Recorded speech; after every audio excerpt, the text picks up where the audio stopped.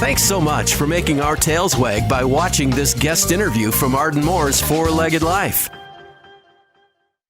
Pause up, pet pals. Welcome to Arden Moore's Four-Legged Life show. Now, on this show today, we welcome two very talented individuals who really know how to help itty-bitty kitties to survive and thrive. And guess what? We're not kidding around. So please welcome from the Arizona Humane Society, Jared, Wright, and Bretta Nelson. Welcome, welcome. Oh, thanks for having us. And here's little Dasher as well. He's nibbling on my hand. My kitten manners. Tell us a little 411 on Miss or Mr. Dasher. This is Mr. Dasher. He's 11-week-old kitty. He's a little fur ball and rescued by the Arizona Humane Society. I don't know if you can tell, but he's missing his little eyeball. He had to have it surgically removed, but it has not stopped him at all, and he is up for adoption right now. All right. And everybody, the Arizona Humane Society is located in Phoenix. So all you lucky subscribers to Arden Moore's YouTube channel got to see Dasher. So I want the rest of you on the radio shows to dash over to Arden Moore after the show, and you'll be able to check out the wonderful one-eyed Dasher. And let's get the fancy titles out of the way if we could. All right. Jared, I love your title. You are the Intensive Care and Special Projects Manager. Take a bow, play bow. There you go. And Bretta Nelson, who is the Senior Manager for Public Relations. All of this for this very innovative shelter in Phoenix. So welcome to you both. You ready to get your purr on? Oh, we are. We've been waiting for this moment. The reason, everyone, that I invited Jared and Bretta is because before you know it, it's going to be kitten season all over the country. Now, depending where you live and your climate, it can start a little earlier and last a little longer. But there's some great news. We're going to dive into what's happening of innovative nature at the Arizona Humane Society. And later in the show, we're going to get into working cats and find out what's happening with DOGs, because the shelters of the 21st century are examples like the Arizona Humane Society. But before I get started, I know I gave you fancy titles and declared them, but I want to ask you both. Jared, you're up first. What got you into the shelter world and what inspired you? Yeah, I moved to Arizona in roughly 2012, and I went to my first shelter. And I got to kind of experience what that shelter life was like, and it definitely wasn't the most comfortable. I'm a big pit bull fan. I know they're a little misunderstood, and so I really focused on pit bulls and helping that breed name, and just focused on animal health and well-being in general. And then through my time with the animal shelters, I started to hear about the Arizona Humane Society and what they were doing, and the great programs that they were starting to develop. And so that really drew me into this organization. So lucky and happy to be part of it. So you're proof that you're a man that loves the pitties, who I call meaty cheeks, because when they smile, they got meaty cheeks. And yet another living great example of real men love cats, right, Jared? Oh, yeah, absolutely. Yeah. How about you, Bretta? What brought you to Arizona Humane Society? Yeah, so I remember being in first grade and of course had dogs, and I came home and it was near my birthday, and there was this stray dog on our stoop, had run away from home, northern Wisconsin, and my mom was just as bad as me, and she went to my dad and said, "We're keeping this dog," and he said, "No, we're not." And 5 minutes later, the dog was in our house. So we did find the owner. The owner did not want to keep him, and he became Willie Nelson, not on purpose. His name was Wooly, and we changed it to Willie, and then soon realized that by nature of last name Nelson, he became a country singer. But I am just a huge pet lover. And like many people, you come and work at a shelter and you think it's all about the pets, and you soon realize it's about the people too. And the Arizona Humane Society does a remarkable job of caring for both ends of the leash, the pets and the people. So yeah, I have been here 12 years, and there's never a dull moment. Right now I'm picking Dasher's hair out of my lipstick. So, it's always fun. Yeah, it is. You never know what day will bring what. But let's talk about shelters because they're not the pound of a generation ago. And you all are being more proactive and trying to be part of the community to prevent a large number of pets at shelters. You got some bragging rights. I wanted to ask you because I think I read somewhere that you have done a lot to reduce the need for euthanasia because there's too many pets. There was a number, and I used to be a sports writer. So Bretta, do you know that number? What you've done? Yeah, so I've been here, gosh, since 2010. And shortly after, in about 2013, Dr. Stephen Hansen came on board, and he is our president and CEO. And I remember a meeting, and he said, "Hey, we're going to start these 12 programs." And we said, "Oh, when are we going to do that?" Sure, no problem. Yeah. 12. He said yesterday. He said yesterday, and he meant it. And in the Valley, obviously Phoenix, huge population. The metro area is about 5 million people. And, 100,000 animals were entering Valley shelters, and sadly, about half weren't making it out alive. And he said, we're going to stop that. And the Arizona Humane Society, we have a pretty big task because we take in all the sick, injured, and abused homeless animals. We do it in large part through our field rescue team, through owner surrenders, Good Samaritans. We run a trauma hospital. So we knew we had to do things differently. And a lot of that had to do with our cat friends. We had to do better by cats. And that's when we started opening up our bottle baby kitten intensive care unit, our kitten nursery, working cats program, and a lot of our special ICUs that Jared oversees for pets that are routinely euthanized in other shelters across the country. And we were able to decrease euthanasia by about 80%. And it's just been a remarkable transformation. Well, I understand, correct me if I'm wrong, because I'm a stat gal. About a decade ago, you have made it so that you've reduced euthanasia by 83%.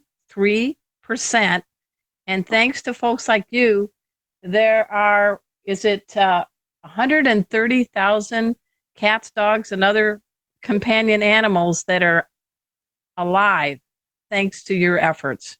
And that's pretty cool. When you go to heaven, there's going to be a big line of pets waiting for you. Don't you think, you too? No, there better be. There better be. But that's a 130,000 additional lives saved because of our pet resource center too. And that's when I talked about helping the people too. Because when I started here, it was oftentimes you'd say, "Okay, yep, come in, drop your pet off, no problem. Oh, you want to adopt? Let's ask you 400 questions." We made it hard for people. And that's when Dr. Hansen said, "Hey guys, why aren't we offering people resources? We should be the last stop for pet owners who are having hardships. They need a bag of food, give them a bag of food."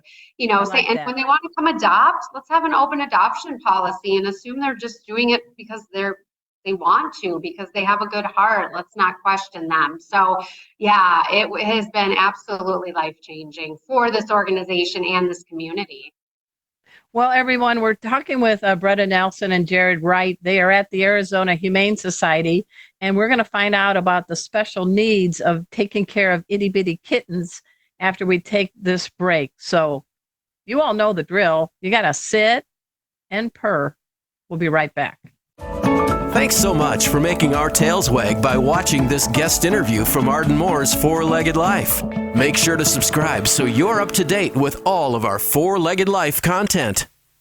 Hey, everybody. Welcome back to Arden Moore's Four-Legged Life show. Yep, it's me, Arden Moore, and we're talking with a dynamic duo from the Arizona Humane Society that's in Phoenix, based in Phoenix, but they've got other places, Jared Wright and Bretta Nelson. And I got to tell you, little itty bitty kitties. Jared, one of my cats is a ginger cat named Rusty the Performer. And he was found in a dumpster in Georgia, orphaned by the very famous Samantha Martin, who is of the amazing Acro Cats. So she saved this flea-ridden kitten without the mamas or his siblings, and bottle fed him, incubated him, and he is the sweetest boy. He's 3 years old now. So we got to start from zero. We got little one-eyed Dasher here mugging for the camera for all you looking at the YouTube channel, Arden Moore. But Jared, I mean, wow, a lot happens in a kitten's life, but let's go to the first month. Let's talk about some of the issues that could make or not a kitten's survival. Yeah, they're definitely a lot of work. They can need to be Makes you want to have a dozen kids, doesn't it, Jared? Right. Absolutely. Yeah, they need to be fed every 2 to 4 hours. Need to stay on schedule with that just to make sure they're getting proper nutrition and gaining proper weight. They should gain about 10 grams every day. What's that for us non-Canadians? I don't know. My 4 or 5 ounces. They should be gaining several ounces, right? 3.5. Yeah. Okay. Yep. Wow. And here's what I understand. By the time they hit their first birthday, shouldn't they be what age chronologically, and about what's a good healthy weight for a cat? For their first year, is that what you said? First year, probably 5-ish pounds. They shouldn't be too overweight, definitely. And if they have tons of fur like this, don't take that. Well, I also understand they're the equivalent of a human teenager. So they're about 15 years old. And I only say that because I wrote the cat behavior answer book. And I work with a lot of feline experts. But the point is, they do a lot of growing mentally and physically that first year. So you get kittens in, and what are some of the circumstances, Jared, that you find that kittens show up at the doorstep of the Humane Society? What's some of the situations? The vast majority is Good Samaritans finding kittens underneath a bush and just wanting to help those kittens, as most people would want to do, and then bring them in to the Arizona Humane Society asking what they should do. How can we help them? We can bring them in through our ICU program, or we also like to push caring in place, and that's where we actually offer supplies for the Good Samaritans to bring in, whether it's a scale, heating pad, food, and offer those resources so the kittens can stay out of the shelter and get the 24-hour loving care in a home. And one thing, if I can just add, jump in.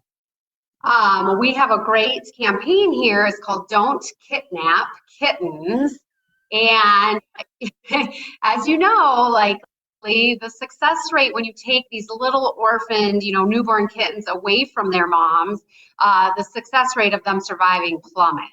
And so we do a very aggressive awareness campaign starting in about February, March timeframe, encouraging people, if you see a litter of kittens, wait 8 hours, make sure that their mom is not out looking for, food for them, resources for them, because Arizona has such a temperature, a good temperature typically until we get to our summer months. Our kitten season is super long. It's about March to November. Wow. And what's the national average? Isn't it much shorter? I don't know the answer off the top of my head, but I know we have one of the longest kitten seasons for sure. Yeah. And I like the fact that you're saying monitor them, but don't immediately take them away. Exactly. Because oftentimes their moms are going to come back. And again, you have those good-hearted instincts where as humans, we want to jump in and help. But again, it's very hard to keep these little babies going. And our, bottle baby ICU can only do so much. I mean, we have to have certain capacity numbers and things. We have volunteers and staff that are 24 hours a day. But if the community can take part, then our Care in Place program is really popular as well.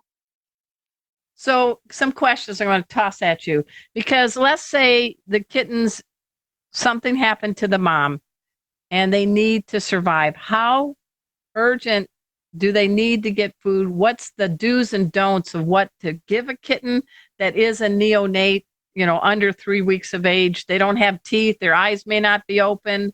What are some of the do's and don'ts? You want to take that on, Jared?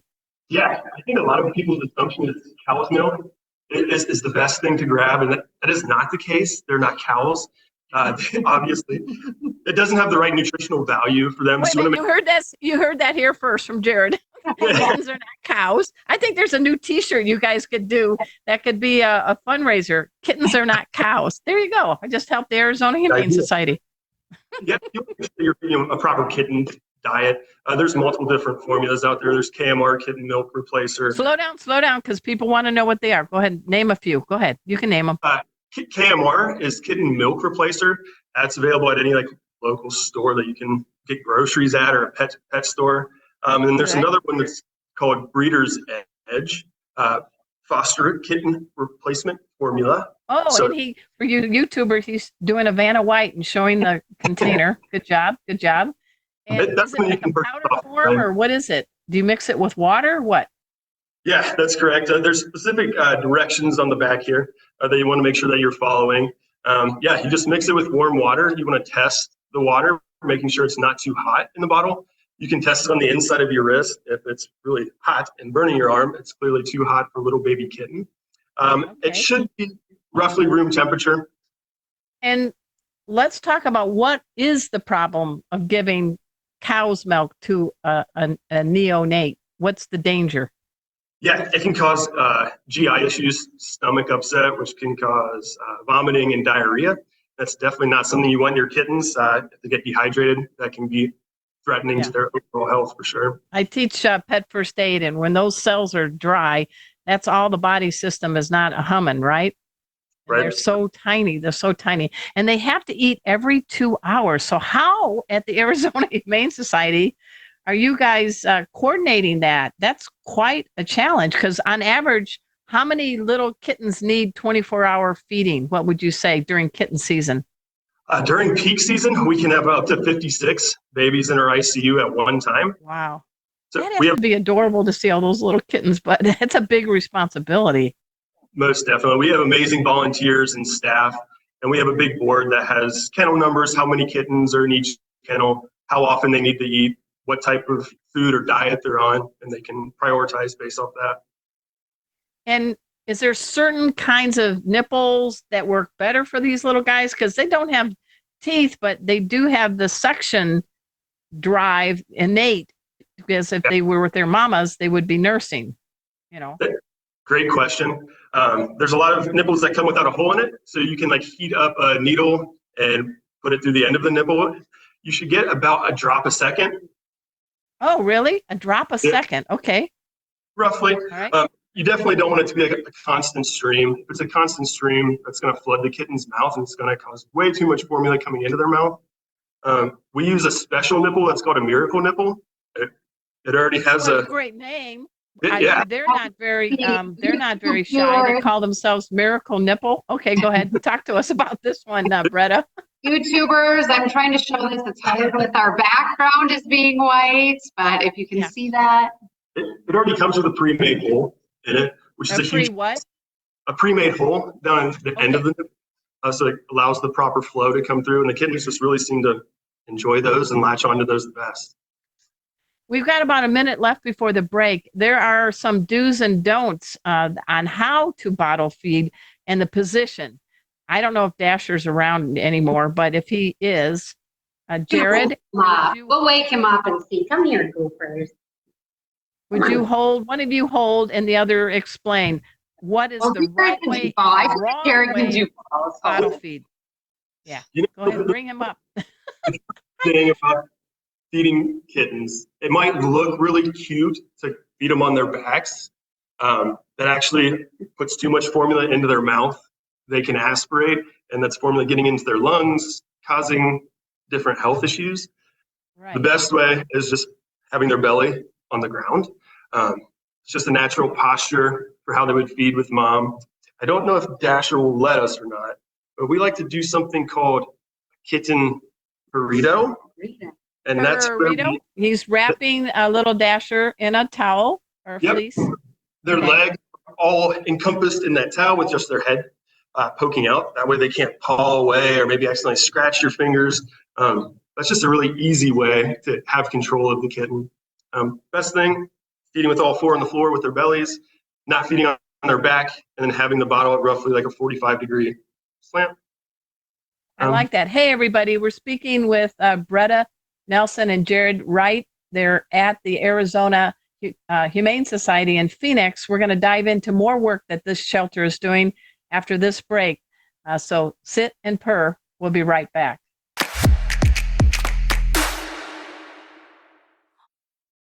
Hey, everybody. Welcome back to the Four-Legged Life Show. I'm your host, Arden Moore. We're learning all about care for itty-bitty kittens on the show with two experts from the Arizona Humane Society, Jared and Bretta, and special appearance by One-Eyed Dasher. Now, these kitties can't generate their own body heat. What can we do so they're cozy, but not overheated and definitely not cold? Great question. Yeah, the last thing you want is them to go hypothermic. They don't thermoregulate, which is regulating your own body temperature, about 4-ish weeks in age. Best thing to use, we use a non-timed heat pad. You just put it in their kennel and give them a nice space to get off the heat pad if they need to get off the heat pad. Maybe they're getting too warm. So a warm side and a cool side where they can get proper regulated body temperature. So I know there's people in Phoenix that want to help, and Bretta, as well as shelters all over the country. What's some things people can do? Because there are bottle feeders, right? But if somebody has a few hours a week, what could they do for kittens at the Arizona Humane Society? Yeah, well, definitely our volunteers are critical to our nonprofit organizations. We have a lot of different volunteer experiences within the Bottle Baby ICU. And last year, newborn, or I should say, kittens under 8 weeks of age, we cared for about 2,100.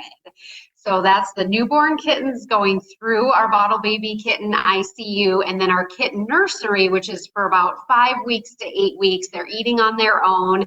But the ultimate goal is to get these guys into foster homes where they can socialize.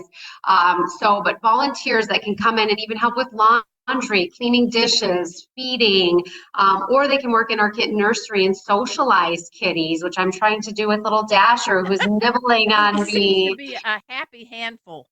Yes, you mentioned teenager. I think Dasher is definitely a teenager.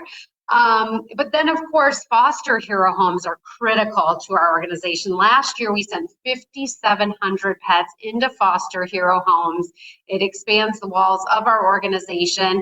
And then here in Phoenix, if you do find kittens and they are orphaned, you can absolutely care in place. We provide all of the supplies. When they're ready to go up for adoption, they come back into our organization. We spay, neuter, vaccinate, and put them on the adoption floor. So many ways to get involved. Now, there are some cats that are like home in a house.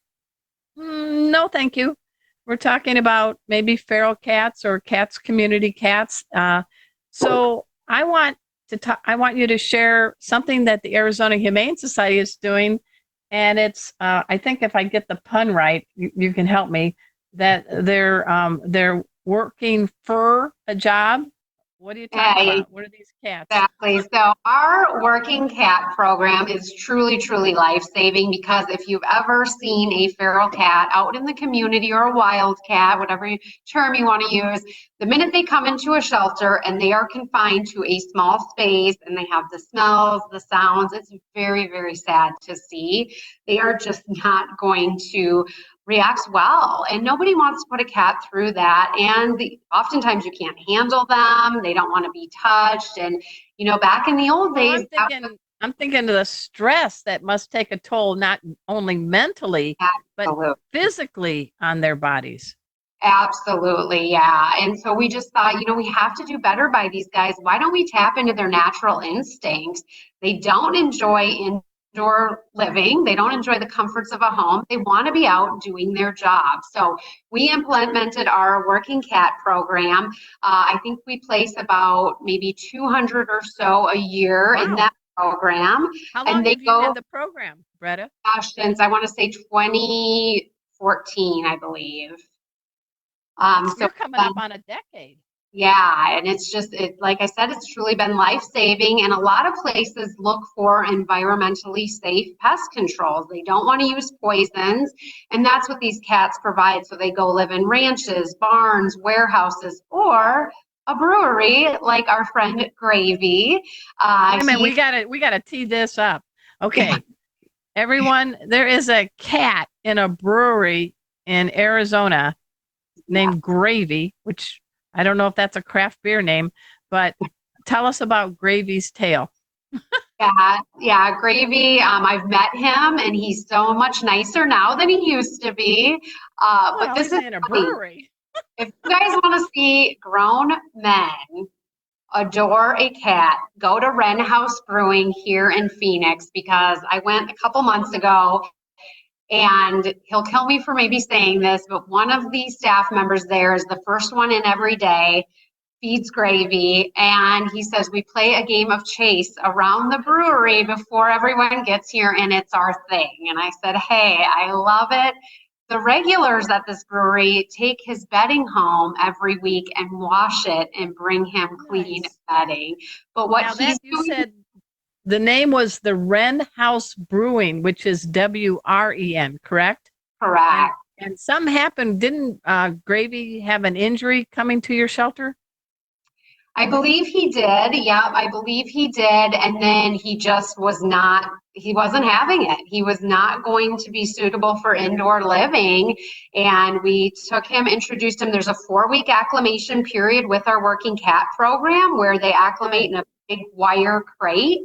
And you give them tasty treats every day at a certain time. And over time, they start to understand you are their friend, you're going to feed them. And then they bring you these nice little gifts on your doorstep. Wren House.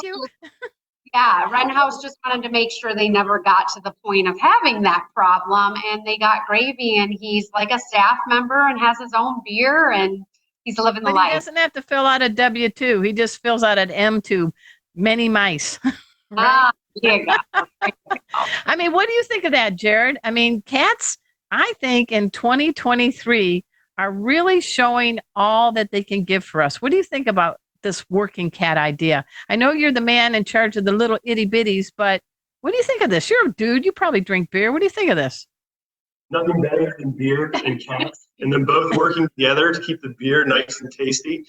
Just an amazing idea. What an amazing concept, and a way to push the boundaries and to give them a good life. It's a good life for them, doing exactly what they want to do. So what's your personal pets? What's the 411 for both of you? What's your pets, Bretta? So oh my gosh, they're just wonderful. I melt when I talk about them, but I have an 8-year-old lab shepherd. Our motto is more lab, less shepherd when we go in public, and she does the opposite. More shepherd, less lab, but she is just my heart and soul. What's her name?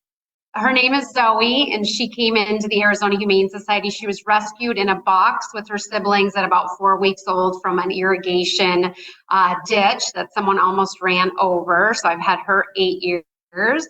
And then Indy Rose is a 4-year-old lab pit bull mix. She's a tiny little thing and is just sweet as pie. They're both black. I have kind of a black lab love. They do resemble our black lab friends, but we just took them on a 6-mile hike yesterday, and they found a swimming hole, and life was pretty good. And how about you, Jared? What kind of pets do you have? Yeah, like I said, I'm a pit bull guy. I really enjoy the American Staffordshire Terriers. So my first foster failure, he's about 8-year-old, named Paulo, pretty blue guy. What is the name? Apollo or Paulo? No A, just Paulo. Oh, Paulo. Yeah. And I call them foster successes, because you wanted that dog. You checked that dog out. So let's change it to foster success. And I always call it shelter alums instead of shelter rescues. What do you think of the verbiage? You're on to something. So I got you a T-shirt name already. Cats don't drink cow milk or whatever. And now you've got... So what's Paulo like? What's Paulo about? He's just a big goofy guy. I got him when he was 4 weeks old. They thought that he might have parvo. Thankfully, he didn't. So I really just needed to do weight gain with him. And then I just kept him and adopted him on my birthday. And then Luna, she's about 12. She's really the one that got me into animal welfare, being inside a shelter facility and just wanting to give mix too, or what kind of dog? Okay. Yep, bitty mix. Okay, cool. One thing you just touched upon, we're going to get to after this break, is the need for a digital scale for the little guys. And we're going to talk about some other things happening at the Arizona Humane Society. So everybody just sit and stay. We'll be right back. Thanks so much for making our tails wag by watching this guest interview from Arden Moore's Four-Legged Life. Make sure to subscribe so you're up to date with all of our Four-Legged Life content. Hey, everybody. Welcome back to Four-Legged Life. I'm your host, Arden Moore. We're learning a lot about inside a very successful shelter. It is the Arizona Humane Society. It's based in Phoenix. We have with us Bretta Nelson and Jared Wright. Bretta, how spread out is the Arizona Humane Society? How many locations? Give us the deets.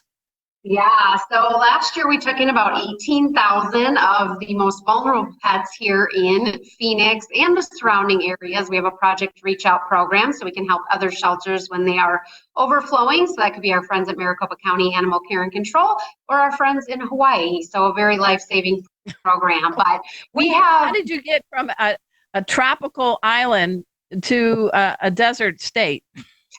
You know, we are just equal opportunity and we will help whoever needs help. So that is what kind of pets are they bringing you? What kind? What's coming off the island?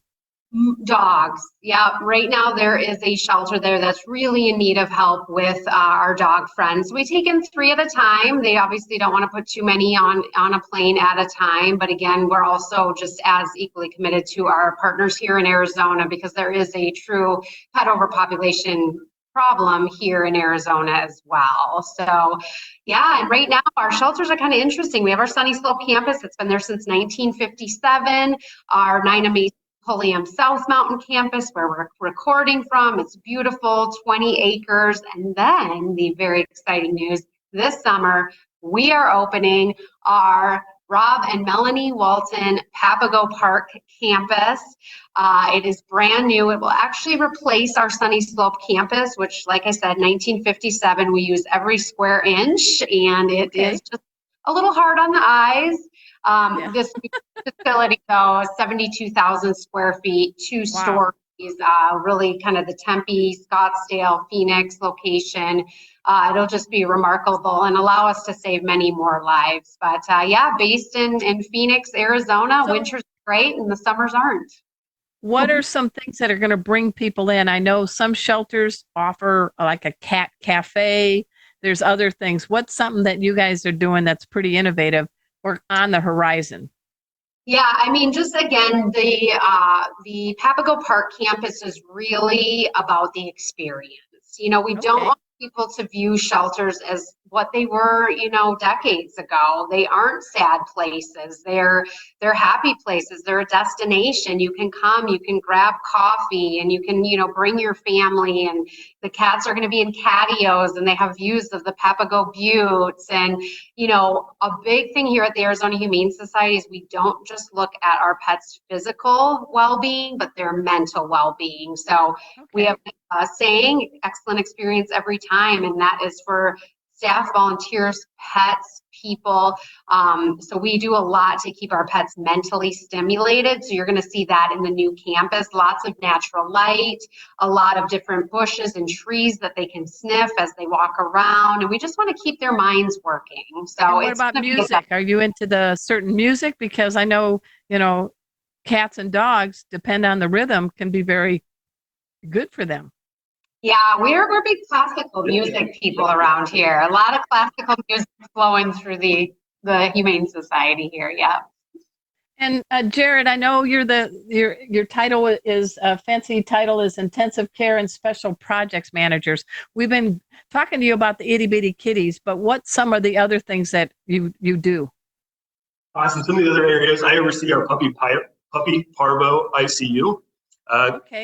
For some treatment there. I also oversee. Let's talk about that because parvo is very contagious, right? Yeah, so what are it you definitely doing is. to make sure other pups aren't getting it? So it's actually its own special unit. It has its own ventilation area in there. We do our own laundry in that space. You have to wear protective equipment in there, like booties, not walking around throughout the shelter with unprotected shoes. We have dedicated staff that are in that space as well. That's and again, good. making sure we're wearing gowns and changing in between patients. Okay. And what other things? So we got the kitties, the parvo pups. What else? Because you do a lot. In 2017, I believe, we opened up our maternity suites. Again, it's its own special little area. where pregnant moms or recently new moms can go get out of the general population. It's quieter, less chance of disease spread, and they just kind of wait there until for both cats and dogs, or just cats? That is just for dogs right now, but looking towards the new facility, we are looking into doing a cat maternity and possibly doing some stuff for cats as well. Tell us about that. How important is it for the doggy moms to get away from the general population? Stress just does terrible things to everybody. They're higher risk for getting disease just because they're not mentally well, and just stress on the body. They have their own little yard within the unit that they can go and get some time away from their babies if they may want to get some away time. It's connected to an outside kennel where they can get some actual sunlight if they want. But mostly it's quiet, it's nice and peaceful. If there's designated staff that clean that area, and it's a nice quiet spot for them. So we learned about Dasher, the one-eyed cat that's doing well, Gravy, the cat that's at a brewery. Each one of you, before we end the show, can you share another success story with either a cat or a dog that really touched your heart? Oh, I see Jared's thinking. So do you have an idea? Do you want to share? I, of course, do.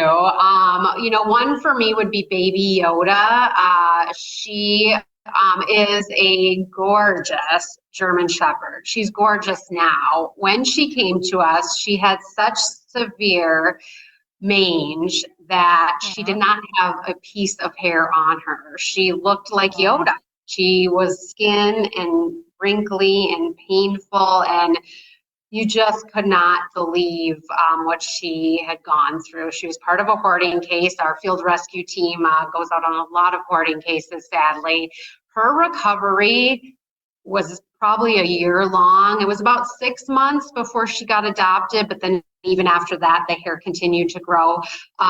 She turned into just a beautiful, beautiful dog. But that was just one that I think it was one of the few times in my career I said, are we really going to be able to save her? Because you just didn't know. And then everyone looked at me like, heck yeah, are you crazy? And she's a beautiful I'm very happy to hear that. The force was with her, right? Yeah, certainly. All right. How about you, Jared? What was a save that touched you? Yeah, probably one of my fosters. She came in super tiny through a large scale intake through our emergency animal technicians. It was a hoarding case, and she just needed somewhere to go to put on some weight. Was it a kitten or a puppy? It was a puppy. A little puppy. It was a little baby puppy. That's good. It was tied up in the courts for a while, so I had her with me for about 3 months. And so you just really got back to that beautiful, beautiful puppy. And just getting to see her grow and be confident and comfortable when she wasn't confident and comfortable when she first came in. And then I coach youth soccer too. And so I talked to one of my families, and they were looking for a puppy, and they adopted her. So it was nice getting that is great. He shoots, he scores. It's an adoption. All right. We've got just a little more than a minute left. What is one thing that these pets, these shelter animals, have done to make you a better human? This time I'm putting you on the spot first, Jared. Oh, man. Responsibility. She picked on me first. Just overall responsibility, holding yourself accountable, making sure you're doing more and better things each and every day. And the more you're bettering yourself, the more you're able to give energy to the animals in our care, and also our team, our technicians, our volunteers, and being able to. You love what you do, don't you, Jared? Yes, I do. So when you're having a beer at a brewery and you tell people you bottle feed kittens, what do you think their response is? I don't think they believe me. They're like, that's a real job? People do that? They do. They do. And we could use your help, right? Yeah. Well stated. How about you, Bretta? What has a cat, dog, or the shelter, what have they done to make you a better human?